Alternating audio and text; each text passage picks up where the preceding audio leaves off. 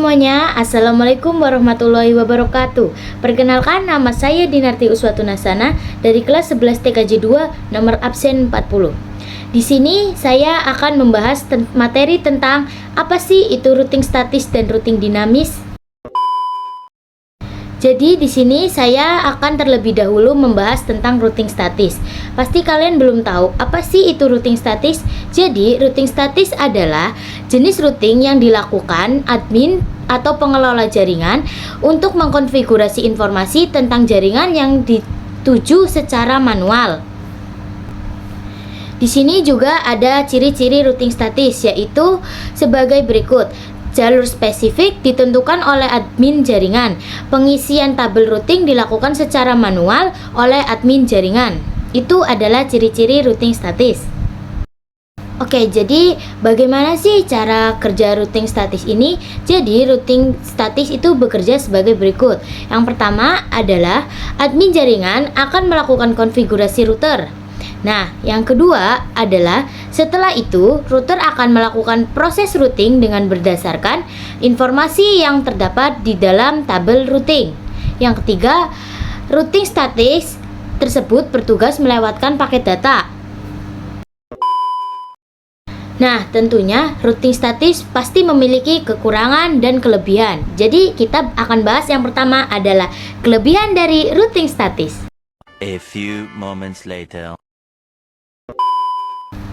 Jadi, kelebihan routing statis adalah yang pertama, mengurangi kinerja CPU router karena pemrosesan distribusi ke setiap router. Yang kedua, penghemat bandwidth karena tidak ada bandwidth yang terbuang saat bertukar paket. Yang ketiga, dapat informasi dari isi tabel routing selama pertukaran paket. Yang keempat, routing statis lebih aman.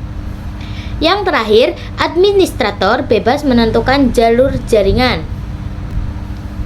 Nah, sekarang kita masuk ke kekurangan routing statis. A few moments later. Halo guys. Jadi, kekurangan routing statis adalah yang pertama, administrator jaringan harus mengetahui semua informasi tentang router yang terhubung. Yang kedua, jaringannya kecil saja. Yang ketiga, konfigurasi lebih rumit, terutama jika beberapa komputer terhubung.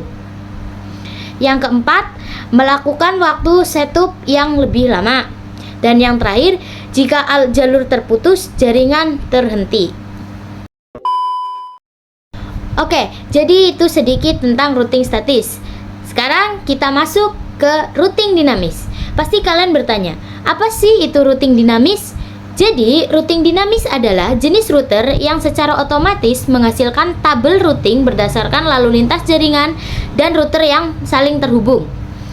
Tidak seperti routing statis, routing dinamis memiliki protokol perutean yang secara otomatis mengatur router untuk berkomunikasi satu sama lain dengan memberikan informasi tentang jaringan dan koneksi antar router. Nah, sama halnya dengan routing statis, routing dinamis ini juga pasti memiliki kekurangan dan kelebihan. Oke, sekarang kita masuk ke kelebihan routing dinamis. A few moments later. Oke, kelebihan dari routing dinamis. Yang pertama, cocok untuk jaringan dengan jangkauan yang lebih luas. Jadi, routing dinamis ini bisa digunakan di berbagai jangkauan yang jaraknya jauh. Mungkin ya seperti itu. Dan yang kedua, konfigurasi jaringan lebih cepat dibanding dengan routing statis. Yang ketiga, jalur ditentukan secara otomatis oleh sistem. Yang keempat, melindungi kamu jika terjadi kegagalan jaringan. Yang terakhir, ketika jaringan baru ditambahkan, tidak perlu mengkonfigurasi semua router, hanya router yang terhubung saja. Oke, itu ya. Nah, apa sih kekurangan dari routing dinamis ini? Jadi, kekurangan dari routing dinamis ini adalah beban kerja router lebih berat karena selalu mengupdate tabel IP. Yang kedua, membutuhkan lebih banyak bandwidth. Yang terakhir, lebih banyak RAM diperlukan untuk menentukan jalur terbaik jika terjadi kegagalan. Nah, itu adalah kekurangan dan kelebihan dari routing dinamis. Nah, sama halnya dengan routing statis, routing dinamis juga memiliki cara kerja. Nah, bagaimana sih cara kerja routing dinamis ini? Routing dinamis adalah routing yang dilakukan oleh router dengan cara membuat jalur komunikasi data secara otomatis sesuai dengan pengaturan yang dibuat. Jika ada perubahan topologi di dalam jaringan, maka router akan otomatis membuat jalur routing yang baru. Nah, itu adalah cara kerja routing dinamis. A few moments later. Oke teman-teman, jadi itu adalah sedikit materi tentang apa sih itu routing statis dan routing dinamis. Kurang lebihnya saya mohon maaf karena materi yang saya cari saya dapat dari Google. Sekian video dari saya, jika ada kurang lebihnya mohon dimaafkan. Saya akhiri, wassalamualaikum warahmatullahi wabarakatuh. Dadah, terima kasih. Sarangi.